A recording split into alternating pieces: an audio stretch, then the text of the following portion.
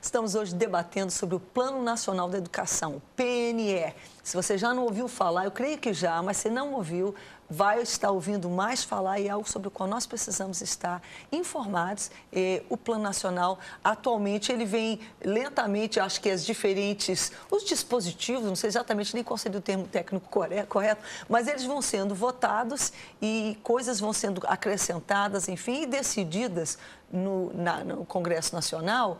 E nós precisamos saber o que está acontecendo e participar. Por quê? Porque o resultado vai nos afetar diretamente. É aquilo que vai ser ensinado, ou como vai ser ensinado, ou como vai ser conduzida a educação dos nossos filhos, dos nossos netos. E a gente sabe que tem coisas que... Essa, aliás, é um dos grandes problemas, acho que, em relação à educação no Brasil. Ela tem muito esse aspecto personalista. Governantes meio que dizem, não, eu. E não é assim. A vaidade, né? Isso. A educação, ela é todo um processo que caminha de lento. Então, não é ninguém que vai ser o grande salvador da pátria. E, na verdade, simplesmente legislar, criar projetos de lei, o Brasil está cheio.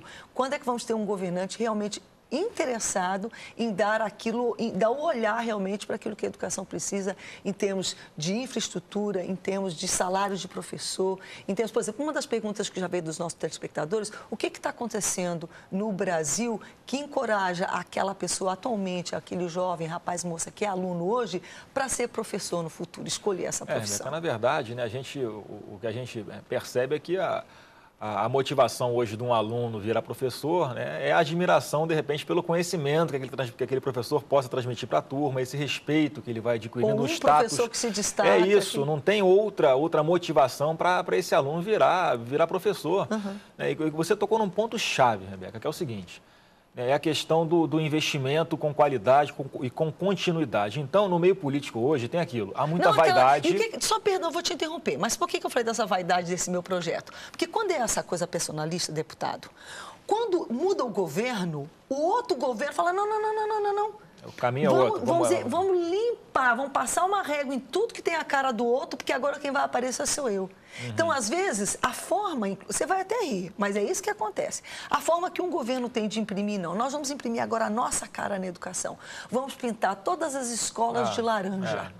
Por exemplo, e vamos fazer isso, aquilo. Né? É o marketing. Daí vem o outro, agora é azul. E às vezes, junto com a pintura azul, a pintura laranja, a pintura que for, foram implementadas algumas coisas muito boas. Mas porque elas foram implementadas pelo anterior, não. Se a gente continuar, a gente vai estar dando cartaz para o que ele fez. A educação não é personalista assim. A educação não é sobre o governante, é sobre a escola, é sobre a pessoa. Então, aquilo tudo é jogado no lixo, outros projetos são criados e, tipo assim, como é que vai para frente a educação? Porque hoje a regra do governante qual é, Rebeca? É o imediatismo. Ele quer investir porque precisa investir milhões para colher os frutos dentro de 4 anos, que é a data da próxima eleição que ele vai concorrer.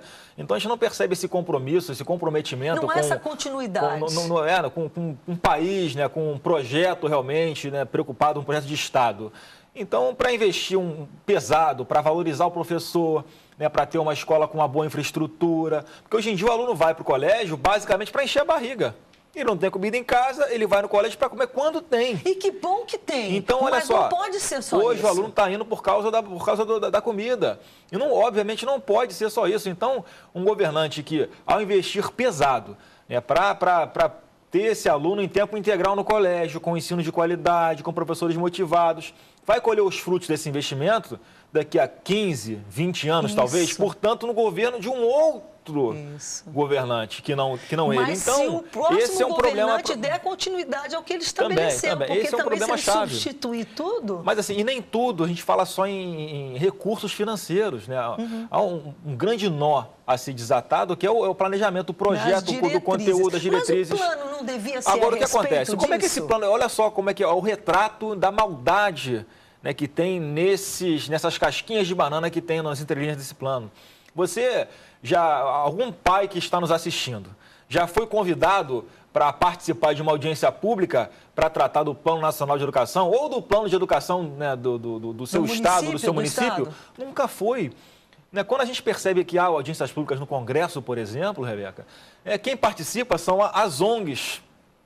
São pessoas que não representam os pais e pior, as audiências são feitas escondidas dos pais.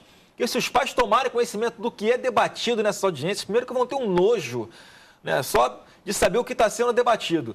E segundo que, obviamente, a mentira vai por água abaixo. Nenhum pai vai admitir, né, que, voltando àquele assunto da questão da sexualidade, não é que o seu filho de 6, 7, 8 anos de idade seja estimulado a ser homossexual. A isso, você não tem que trazer isso para o quadro. Ou seja estimulado a desrespeitar o seu pai em casa, que é como acontece.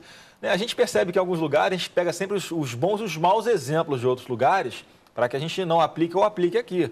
Então tem países, né, principalmente aqueles mais à esquerda, em que os alunos são incentivados, né, pelos professores ou pelo Estado a denunciarem, por exemplo, o seu pai, quando o seu pai se dirige, né, ao filho com uma palavra mais ríspida, né, com uma ordem, com um castigo.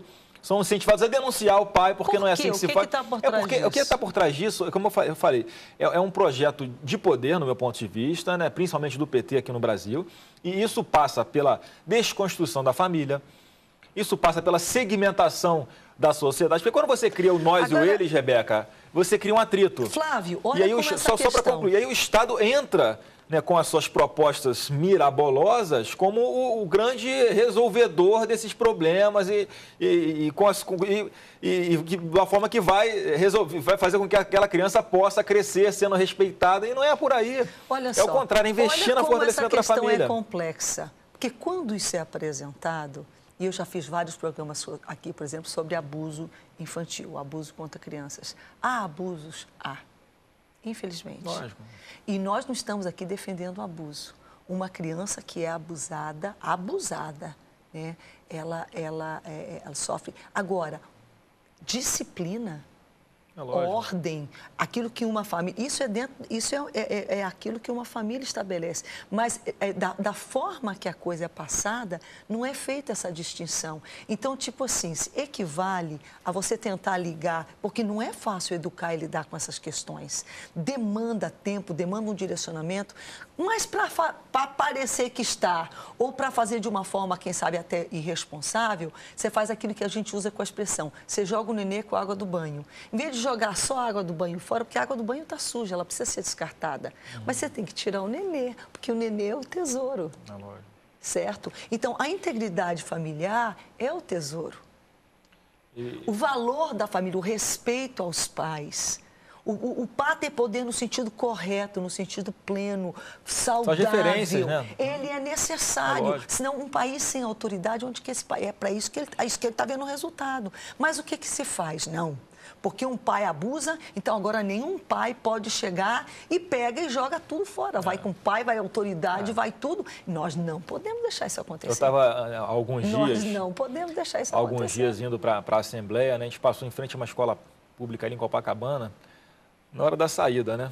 E aí estava um casal de crianças, não sei, 10, 11 anos de idade, né, se beijando de uma forma na porta do colégio, né, e o garoto fumando. Quer dizer, né, quais são as referências que essa criança está tendo dentro da escola ou dentro da sua casa, principalmente? Né, o que é que esse Plano Nacional de Educação atende, ou se é que ele atenta para esse tipo de problema, que é muito anterior a você querer discutir, né, problemas como a sexualidade.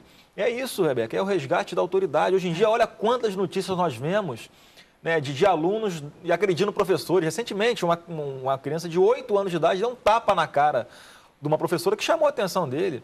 Eu estou com 32 anos, mas eu ainda peguei uma época, né, que eu tinha ali para pedir para a professora, para sair da sala, para ir ao banheiro, eu tinha que, né, eu tinha medo. Eu falei, não, eu não vou esperar o intervalo, né, para ir, porque senão ela pode, né, me chamar a atenção, vou perder o conteúdo da aula.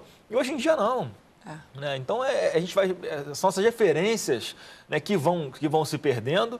Esses rótulos que são criados aí pelo PT, né, vendem um projeto como sendo bom, dão um nome bonitinho para o projeto, e nas entrelinhas, na verdade, o que a gente percebe é o contrário que vai acontecendo. Vamos fazer o seguinte, a gente já tem que ir ao intervalo, mas eu gostaria de voltar, você nos orientando, deputado Flávio, como é que a gente pode, como pai, como um cidadão normal, comum, se inteirar melhor disso e fazer a nossa voz ser ouvida. Porque eu acho que todos nós, eu almejo para o Brasil uma educação mais prática, menos conteudista, sabe? Tanto conteúdo, como se conteúdo fosse, olha, você, para poder dizer que você estudou, você tem que aprender tudo que está nessas 10 enciclopédias aqui. Tem que decorar as capitais de todos os países do mundo. Entendeu? Não, então, são coisas que educação não é quantidade, conteúdo. Existe muita coisa que a gente estuda, a gente simplesmente não vai ter valor nenhum para nós. Então, eu acho assim, eu vejo uma pequena melhora, mas assim, aquilo que a gente estava conversando antes do programa começar, eu esperava, quando eu estudava, e como eu estudei também em outros lugares do mundo, e eu tive, de cara, eu identifiquei imediatamente, falando, caramba, que diferença, porque como a coisa era abordada. E eu creio que, eu imaginava que a essa altura, essa já seria uma questão superada. E aí ela não é ainda. Então, ela é uma coisa que... E alguém pode dizer assim, não estou entendendo, Rebeca. Você está propondo, então, que para ter uma educação melhor, aprenda menos coisa? Exatamente. Aprenda aquilo que realmente interessa para aprender de fato. Não simplesmente memorizar, ter um monte de informação e conteúdo, porque é assim que é nos países desenvolvidos onde a educação funciona. É menos quantidade de informação, mas ela é mais repetida, mais mastigada, e você aprende mais a pensar, um pensamento lógico, desenvolver, questionar, do que memorizar um monte de informação. Quer ver um indicador de como a gente está atrasado, né? Quantos prêmios Nobel o Brasil tem? Quantos Quantos prêmios de literatura? Tem vários. Nós estamos muito atrasados na educação, muito. Entendeu? Hoje em dia as crianças estão respondendo nas escolas a questões de filosofia, Nossa, tendo Valesca Popozuda como uma grande referência pensadora contemporânea. E o professor defendendo aquilo, como nós estamos colocando questões atuais. É uma contextualização esdrúxula. Não tem palavras, né? Não. Ela é uma artista na área dela, mas daí ela virar uma referência. Não tem nada, NADA, nada a ver com filosofia. A gente volta ao intervalo, mas a gente quer saber como é que a gente pode participar, que caminhos tomar, como e para o que estar atento, no sentido até de protestarmos, claro que de forma pacífica, de forma correta, mas fazer a nossa voz ser ouvida. A gente volta já.